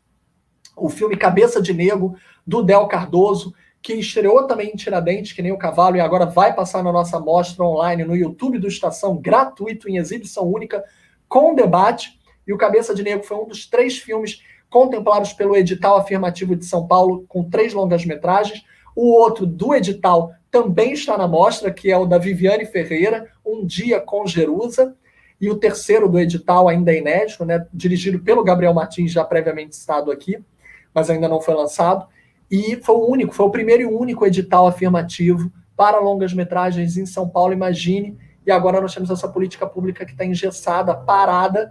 E sim, não ver esses filmes, não dar voz, não é dar voz porque eles têm voz, mas não ecoá-la, não reforçar a visibilidade deles, a gente, infelizmente, está reforçando os pontos cegos que o governo está se alimentando para desmantelar os editais e o patrocínio público. Então a gente tem que ir atrás desses filmes, que é como a gente, por exemplo, não reforça esses estereótipos. Saber que esses editais existiram, pedir e clamar por eles de novo, pela volta deles, ver os filmes que eles produziram, gostando ou não, ecoem. saibam usar um olhar positivo para entender o que está sendo feito. Lembremos, está sendo feito por 1/10, 1/1000 dos orçamentos que são dados a grandes produções. E está sendo exigido deles que sejam filmes hollywoodianos. Então, também entendam, na devida proporção, como você vai olhar. Perdão, eu até ocupei um espaço maior, meu querido Arthur, voltando a... Eu vi que tem mais perguntas aqui, então vou repassar contigo. Tem algumas aqui. Eu fiz, na verdade, algumas anotações. Antes de entrar para as perguntas, deixa eu só fazer algumas colocações também, que você, de fato, passou vários pontos extremamente interessantes. Essa sua elucidação, né, com esse material que você trouxe é enriquecedor para a gente discutir sobre isso. É, sim, um material que muitos de nós já vimos enfim, tivemos acesso e discutimos, especialmente quem está aí fazendo cinema, né? Mas, de fato, você trouxe muitas coisas, Filipe, na sua fala, que está justamente centralizado no tema, né? Os desafios da crítica cinematográfica contemporânea. E tudo isso que você colocou, de fato, está associado ao desafio do crítico de olhar para tudo isso, para todo esse contexto. Não é necessariamente parar diante de uma obra e julgá-la e dar estrelinha ali, colocar, sabe? Não é isso. Né? A crítica precisa estar atenta a todos esses eventos também de extracampo, né? Esses eventos externos, sociais, políticos, econômicos, que se encontram na narrativa, que muitas vezes adentram a essa textualidade, né? Adentram no roteiro a estética do cinema e das audiovisualidades. Nisso aqui eu faço essa colocação especificamente. Na minha pesquisa recente do mestrado, enfim, a minha dissertação ela chama A Tela Encantada, Infância e Conteúdo Infantil na Televisão Brasileira. E daí, nessas aulas também que eu vou dando, eu acabo mencionando, só para ilustrar, como um período muito particular da nossa sociedade, né, da nossa sociedade brasileira, ecoou discursos que hoje nos coloca aqui, diante dessa situação complexa, política, social e econômica que a gente se encontra. E aí, especificamente, quando eu falo isso, as alunas, os alunos ficam, ele vai falar da figura do militar, sabe? Porque, sim, a gente teve ali, e isso eu estou colocando também para ilustrar um pouco de tudo isso que o Filipe colocou e de tudo isso que ele trouxe, de todos aqueles dados, porque, enfim, na década de 60, né, naquele momento, a gente teve o golpe militar ali em 64, tudo mais, e que tipo de figura, de narrativa chegava ao público que tinha acesso à televisão. Obviamente, não era todo mundo que tinha acesso à televisão. Enfim, nos anos 60, ela ainda era um artigo considerado de luxo, então pouquíssimas pessoas tinham, de fato, acesso a ela, mas as pessoas que tinham acesso a ela tinham acesso a discursos, narrativas e ideologias que estavam ali colocadas. E aí, pensando especificamente nesse contexto geral, nesse extracampo, penetrando na película fílmica, é que a gente tem a figura do capitão. Por exemplo, os grandes destaques do conteúdo infantil na década de 60, naquele momento, isso é coisa de gerações e gerações, sabe? Hoje, apresentando em congressos, algumas comunicações, em eventos acadêmicos, quando eu retomo esse momento histórico, e aí eu encontro com pesquisadores muito mais velhos que eu, os professores mesmo, que enfim, me deram algumas aulas, que lecionaram algumas disciplinas que eu assisti e tudo mais, e eles falam, nossa, isso de fato acontecia, eu participei desse momento, sabe? Isso eu vivi, que é o fato de a gente ter duas figuras ali nos anos 60, que era Capitão Asa e Capitão Furacão. Figuras que colocavam militares no centro das narrativas infantis, nos anos 60. Então, Capitão Furacão foi o primeiro grande sucesso da Rede Globo, reconhecidamente é o primeiro grande sucesso da Rede Globo, tá no Memória Globo, é a primeira atração que, enfim, coloca o militar nesse lugar de grande afeição, um lugar de uma pessoa querida que as pessoas escutam, porque ele basicamente era um contador de histórias, sabe? Ele estava ali para brincar com as crianças, para contar as aventuras de um velho marinheiro soldado do mar. O Capitão Asa, que foi pela TV Tupi, especificamente, um ano depois, um foi 65, o outro foi 66. O Capitão Asa foi uma encomenda das Forças Aéreas Brasileiras para a TV Tupi como uma homenagem a Adalberto Zambuja, que foi, enfim, um soldado brasileiro morto durante a guerra. Então, ver como que aquilo, né, veja, eventos sociais externos, necessariamente, ao que a gente estava consumindo, influenciam, se colocam diante das telas e atinge o público, o espectador, que consome aquelas narrativas e nutre por aquelas figuras tamanha feição, que recentemente, né, enfim, foi às urnas e a gente tem aqui esse resultado, né, a figura do militar foi construída com tanta potência especialmente pela televisão, assim, né? Claro, a gente teve militares também em outras narrativas fílmicas, em outras películas, mas a televisão, por ser aquela coisa diária, por estar ali presente todo dia na nossa sala, num dado momento, possibilitou, na verdade, essa construção de afetividade tão grande por essa figura que até hoje é tida como, enfim, a figura heróica. Eu tenho militares na minha família, tenho o maior carinho pelos meus tios, mas, gente, tenho severas críticas a essa instituição. E aí, esses dados que você trouxe, de olhar também o lance de você trazer ali a carreira da Scarlett Johansson, enfim, como em uma escala mesmo ilustrativa, para poder colocar esse exemplo, exemplificar como que a mulher foi representada, que papel ela ocupa, e quem está dirigindo essas narrativas ao final, né? O lance de você ter mencionado o filme da Sofia Coppola com Encontros e Desencontros, filme maravilhoso, né? Enfim, cara, eu estou apaixonado pela Sofia. Esse filme, particularmente, eu tenho assim, aquele carinho imenso. E é isso, né? Tem uma outra coisa, não dá para necessariamente apontar esse filme com a mesma problemática dos outros, porque ele tem uma outra proposta, e quem está fazendo ele também vem de um outro lugar. E eu estou colocando tudo isso aqui para dizer que o desafio também do crítico olhar para tudo isso, não necessariamente pegar aquele filme e dar lá as 5, 3, 4 estrelas. Eu estou aqui ultrapassando, eu já estou dando 6, vê se pode. Então, eu tô foi o que você falou foi o que você falou da Sofia. Sim, gente, Sofia, gente, 5 estrelas não, dá 10. O que tiver, dá o céu, constelações, o que essa mulher quiser, a gente tá dando. Mas, de fato, são muitos os desafios, né, que o crítico tem para estabelecer, para realizar o seu ofício. Porque, enfim, não é necessariamente só olhar para aquele tecido fílmico, né? Você quer fazer alguma outra colocação diante disso? Eu concordo, só ia lamentar porque, infelizmente, né, o Capitão Furacão era o Pietro e ele era um ator realmente muito bom. Infelizmente, ele ficou marcado por isso. Ele só volta a atuar quando mais velho depois, mas ele era um ator muito talentoso. E agora, quando mais velho, faleceu há pouco tempo e foi um prazer conhecê-lo melhor, conhecer o ofício dele. Mas sim, infelizmente, esse é um acervo que tem toda uma questão de colonização do olhar desde a infância, né? Então, é um problema. Agora, eu ia responder, na verdade, alguém botou aqui o Atlantique, tá na Netflix, exato, vejam.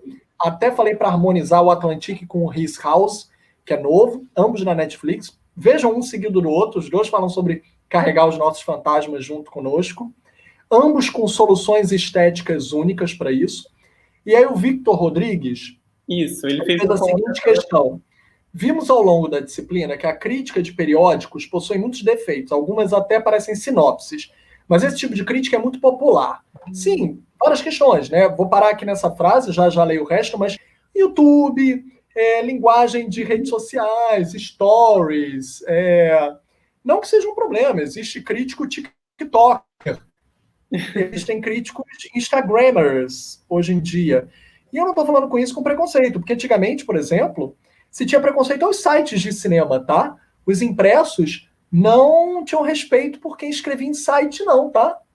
Isso foi depois conquistado a duras penas. Hoje, qualquer pessoa sabe que o site é muito mais lido do que o impresso. Eu mesmo, eu sou editor-chefe do Almanac Virtual, ok? Mas eu escrevo para a revista Fórum, eu escrevo para a Carta Capital. E todos eles têm seu respectivo alcance. Então, isso é uma outra questão. Agora, para além disso, o crítico ele tem um dever moral, uma responsabilidade social perante seu texto. Só falar sinopse, só resenhar, não é uma crítica de cinema, mas também cabe ao público tentar amadurecer esse olhar para, se você quer um resumo do filme, você leia o resumo do filme porque é o que você quer. Mas se você quer uma crítica de cinema, não procure apenas o resumo do filme, porque aí também você está esperando pouco do filme, você não está ampliando o seu próprio conceito. Você não está indo buscar um universo maior, mais amplo, procurar outros filmes, outros realizadores e realizadoras, outros trabalhos respectivos da equipe ou dos artistas. Você vai estar empobrecendo o seu olhar, ou tentando entender como é que aquela linguagem foi usada de uma maneira única ali. Agora, a segunda parte dele, que eu acho que vai falar melhor, e o tempo que a análise fílmica requer não combina com a dinâmica de uma redação. Como uma crítica de qualidade poderia ser produzida nesse cenário. Olha, não necessariamente, ok? Existem coisas, por exemplo, que nos pedem para ver um filme numa cabine de imprensa e já publicar um texto 2 horas depois, que realmente é muito pesado. Você não teve tempo de pesquisar. Então, se você sabe que vai ver esse filme, às vezes você nem sabe, porque às vezes a cabine é surpresa, né? Cabine é uma sessão prévia para a imprensa. Pode ser injusto o tempo. Como eu disse no início, a crítica jornalística é muito imediatista. A acadêmica é que geralmente pressupõe o tempo exercido ali em cima. Mas você tem que saber separar o joio do trigo. O quanto tempo você teve para saber qual era o filme, pesquisar, mas isso também é bagagem e acervo. Quanto mais filmes você for assistindo na sua vida, mais você vai ter previamente uma bagagem para não ser tão pego de surpresa. E por isso que existem várias escalas. Nenhum site, a maioria dos sites não paga, sinto lhe dizer isso. E os sites que pagam não contratam você para fazer crítica de imediato. Contratam você para fazer redação, pauta, redes sociais, posts, que você vai trabalhar justamente com pesquisa, com um acervo do universo da notícia, que nasce muito rápido e morre muito rápido. É muito da comunicação. Por isso que eu falei, a crítica de cinema não vem só da comunicação. Esse é um jornalismo muito imediato, imediatista, e também não é um problema. Isso é um jornalismo de cinema, não necessariamente uma crítica de cinema. Agora, o crítico, eu conheço inúmeras raízes e fontes e até alunos meus da antropologia, de história. Tem gente que vem de exatas, tem gente que vem de engenharia, contadores. Mas depende do olhar que você quer exercer. Eu tenho alunos, uma das minhas melhores alunas até hoje, que é minha monitora, hoje em dia trabalha comigo, que é a Amanda Luvisotto e o Yuri Souza. Eles vêm de outras formações, ele é advogado, ela é engenheira, porque eles trabalham em dupla, por isso estou citando os dois em conjunto. E ela, como no olhar, né, de arquitetura, de engenharia, esse desenho do espaço, esse desenho do quadro, possibilitou para ela outros olhares do filme, que ela pode ver que talvez outras pessoas não tenham tanta facilidade, da construção espacial da cena, do plano. E são vantagens que olhares diferenciados vão te dar. Mas, mais uma vez, eu acho que você também tem, como eu disse, plataformas digitais, etc e tal. Não chega a mim, eu vejo Netflix, eu não vejo filme, por exemplo, de Brasília, de Goiás, que você falou, do Maranhão. Isso não chega para mim. Então, exijam dos seus críticos que vocês leem, porque, por exemplo, eu como crítico também sou pesquisador e curador, e eu estou tentando fazer um trabalho de acesso, de levar esses filmes ao público, para que o público possa conhecê-lo, e em vários formatos facilitadores, como eu disse, o Cineclube do Estação, no YouTube do Estação, os pregressos estão gravados com várias participações especiais, o último contou com pai e filho, Walter Carvalho e Lula Carvalho, dois dos maiores fotógrafos do Brasil. Os anteriores contaram com Zé Dumont, Marcélia Cartacho. Vocês também têm o Matheus Nastergalli, com o aniversário do Alto da Comparecida. Vocês também têm que fazer um trabalho de busca, de procura, para tentar entender o que esse cinema está te alcançando e o que não está. Da mesma forma, os cinemas, as salas de cinemas, vocês hoje têm muitas plataformas, gente. Vão para fora da Netflix. O Petra Belas Artes como cinema hoje em dia é uma excelente plataforma, ficou de graça durante muito tempo. O Cine Sesc Digital está com vários filmes da Mostra de São Paulo gratuitos. O SP Cine Play, idem. A plataforma Look. Tem tantas plataformas, gente. A Embaúba Filmes, várias distribuidoras viraram plataformas que estão com alguns filmes gratuitos e outros com valores simbólicos. Embaúba Filmes, Vitrine Filmes. Procurem os respectivos para poder também entender. Falei no início da Grace Passou, né, que as estatísticas iam até 2016. A partir de 2016, vocês vão ter o documentário co-dirigido pela Camila Pitanga e Beto Brandt sobre o pai dela, o Antônio Pitanga, né, simplesmente chamaram Pitanga, que é meu sobrenome, mas eu infelizmente não tenho correlação familiar com a família, adoraria ter. Vocês sabem que é um nome artístico que a família adotou a partir de um personagem do Antônio, né, que é Antônio Sampaio. Ele passou a se chamar Antônio Pitanga. 2016, o filme da Camila Pitanga, ele quebra um hiato que vinha desde 1984, não a obra do George Orwell, mas o filme Amor Maldito, da Adélia Sampaio, que havia sido o primeiro e único longa-metragem dirigido por uma mulher negra a estrear no circuito comercial presencial brasileiro. O primeiro filme de ficção dirigido por uma mulher negra em 1984 estreou Amor Maldito, e só em 2016 a Camila Pitanga, como atriz, com todo o cabedal que ela tem, quebra o hiato e consegue distribuir o Pitanga, sendo o segundo filme dirigido por uma mulher negra de longa-metragem, nesse caso documentário, a alcançar o público no circuito comercial brasileiro. Depois vieram o Caso do Homem Errado, da Camila de Moraes, que é o primeiro longa-metragem documentário dirigido de forma solo por uma mulher negra, porque o da Camila é co-dirigido.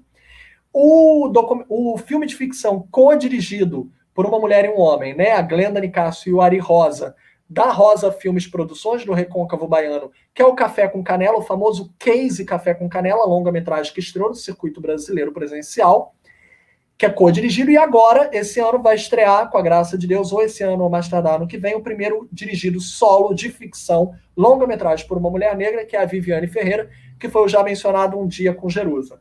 Tem alguns outros filmes também nesse meio tempo, que vão quebrando esse ato, mas é difícil também estrear no circuito brasileiro. Tem vários que não conseguem estrear.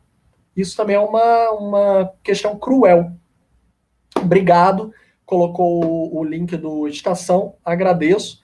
Então, assim, também com o Cineclube da IC, onde eu leciono, o Sesc também, eu sou professor também do Sesc, tem vários cursos gratuitos.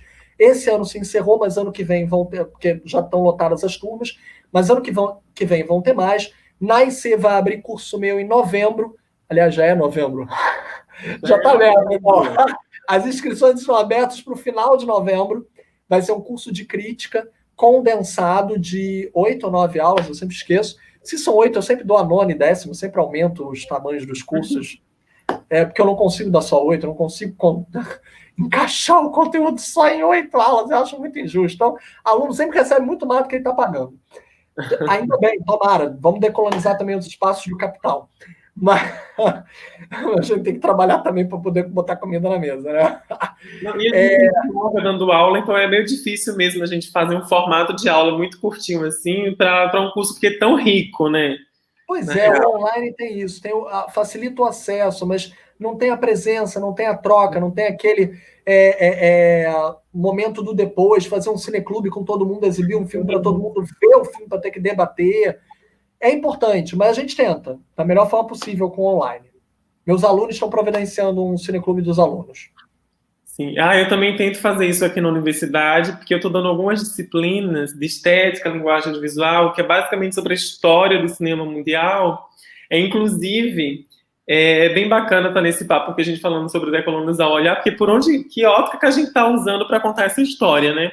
Assim, hegemonicamente, a gente segue aquela lógica lá tradicional. Pois é, cinema contra o golpe, gente. Olha essa camisa maravilhosa. Filipe, é isso, né? Esse ser humano maravilhoso. E aí, por exemplo, na própria construção da disciplina, porque eu sou extremamente animado, eu fico pensando, desenhando o curso, eu disse, beleza, no primeiro momento eu vou contar a história como ela já veio sendo contada, mas com muita crítica acerca dela. Mas no segundo momento eu não quero isso, não. Eu quero trazer outros olhares, então a gente lida também com cinemas latino-americanos, né? Enfim, as nossas estéticas latino-americanas, cinema queer, a gente tem contribuições também de narrativas queer diante de toda essa história que a gente não costumava ouvir. É uma coisa muito particular. E recentemente eu vi em alguma rede social, não sei se foi no Cine Sesc, não sei, que foi a importância da Alice Guy Blaché para a história do cinema mundial. Que ela estava ali junto com Méliès em algum momento, né? Naquele primeiro cinema, e que a gente pouco escuta falar da Alice, mas ela é fantástica. Ela mudou para os Estados Unidos e Nova York estabeleceu uma das primeiras produtoras, que foi a Solax, em território americano, né? Então a Alice ela tem um papel muito grande. E aí, Filipe, você, enfim, com essa fala tão rica, tão grandiosa e abrangente mesmo, é muito bacana tá aqui batendo esse papo com você, e a gente está expandindo tudo isso. Você citou várias plataformas também, e você falou da busca nossa, enquanto espectadores, de irmos de encontro, ao encontro de outras telas, de outras plataformas, sabe? Gente, cinema não tá só... Isso é muito doido, porque tem, especialmente o pessoal que é mais novo, né? Onde que eu vejo filme? Netflix. Já vi todos os filmes da Netflix. Gente, por favor, tanta plataforma por aí, E sabe? olha que ainda tem como indicar, né? Eu indiquei o Atlantique da Mati Diop e o His House. Aliás, você falou do Café com Canela, que é maravilhoso. Eu acho que tá na Amazon Prime, tá na Netflix, enfim. Está na Amazon. Tá na Amazon. É porque eu também vou assinando tanta plataforma que depois eu não sei mais onde que eu tô vendo as coisas, né? Mas são tantas coisas deliciosas que estão por aí, e não necessariamente está só numa delas, sabe? E algumas gratuitas, nossas. SP Cine Play, gente, aquilo é maravilhoso, sabe? As próprias distribuidoras e produtoras colocando seus filmes nesse momento pandêmico que a gente viveu, não, que a gente está vivendo ainda, a gente está inserido, a pandemia não acabou, apesar de, enfim, a gente tem uma negação aí cada vez mais grandiosa e assustadora desse momento, mas essas plataformas, elas são, cara, assim, possibilitam tantos encontros, né? Encontros com nossas narrativas, encontro com nossas histórias, encontro com outros olhares, que está do nosso lado, mas que a gente não está acostumado a ver, a gente não está acostumado a ouvir. E aí, Filipe, na verdade, a gente está com 1h43 de tempo aqui de live. Gente, o Filipe, ele estava dando uma aula antes, eu puxei o Filipe, vamos para essa live, enfim, a gente já tinha combinado isso antes, mas você falou tanto sobre tantas coisas. Eu queria que a gente já entrasse aqui no momento, gente, de encerramento mesmo, até por questão do horário, desse descanso que a gente também precisa, a gente que dá aula, né? Outro dia eu dei 2 aulas emendadas, eu fiquei sem voz, assim. Meu filho, eu vou ver a Fazenda. Hoje tem roça. Você Gente, acha que eu estou desesperado por isso? Você acha que tu não assiste a Fazenda? Jojo todinho, gente, pelo amor, levanta, cadê a Jojo? Aqui, dá aquela trava aqui, não, pera ainda. Não tô, sabe? Eu amo aquela mulher, gente, pelo amor de Deus. Tem que ver a Fazenda também. Formação de roça. Formação de roça, gente. Ai, saudades de Gretchen, né? Vou até ver os memezinhos da Gretchen, que eu fico no clima. Gente, mas eu quero tanto que a Jojo e a Lid superem os memes da Gretchen, porque as duas são não, eu acho que Gretchen, mulher, se você estiver assistindo isso, Gretchen, você está correndo um sério perigo. Olha, eu infelizmente não conheço a Gretchen, não tenho esse prazer, mas eu tenho o prazer de conhecer a Rita. Então vamos mandar para a Rita Cadillac, pelo menos ela vai nos ouvir. Nossa, gente, a Rita, ela estava aqui no Festival de Vitória, no Cinema de Vitória. Inclusive, para os alunos que estão assistindo aqui, né, meus alunos, minhas alunas, meus alunos, minhas alunos, que estão aqui na live, o Filipe, ele estava no Festival de Cinema de Vitória. O Filipe, essa graciosidade aqui, enfim, ele teve até tenda de karaokê. Tá? Eu acho que eu não lembro de ter conseguido cantar nessa tenda, mas enfim, assim que esse negócio acabar, vamos, por favor, encontrar esse momento para a gente fazer aquela soundtrack, né? Cantar temas de filmes, porque, gente, eu sou apaixonado por karaokê. Eu vou cantar Jojo, que tiro foi esse? Que tiro foi esse, gente? Pelo amor de Deus. Que tiro foi esse? Momento, tá? Quando eu voltar no Rio também, a gente tenta aí um encontro para um karaokê, um café, um bate-papo, tudo isso, que eu adoro. Inclusive, eu nem falei que eu estava tão agitado. O Café com Crítica, nesse momento, eu achei que você nem ia tomar café, Felipe, porque eu sou a pessoa que toma café a qualquer hora do dia, O Eu Felipe. tô com a caneca, eu tenho coleção de caneca, né? Eu tenho caneca de tudo que é filme, tudo que é festival. Eu tô com a caneca do, por exemplo, do Festival A Mostra do Filme Livre. Maravilhosa, maravilhosa o Olha festival. que Essa lindo! A caneca. Mosquinha Elefante. Viva o cinema possível brasileiro. Brasileiro. Adorei o termo irônico. Sim, sim. Nossa, e que fantástico isso. Gente, estou muito feliz com essa participação do Filipe aqui. Realmente, Filipe, obrigado por ter aceito o convite, obrigado por estar aqui conosco. E antes de agradecer, antes de encerrar, qualquer coisa, passar a falar para o Filipe, eu quero também agradecer ao André, que é aluno do curso de jornalismo, que está aqui cuidando da nossa plataforma, está aqui conosco, André Albertassi. Obrigado, André, por estar nos ajudando, nos apoiando aqui com essa live. Sem você a gente não ia conseguir, porque é muita coisa para a gente dar conta. E, enfim, obrigado, André. Obrigado, Felipe, por estar junto, por estar aqui conosco.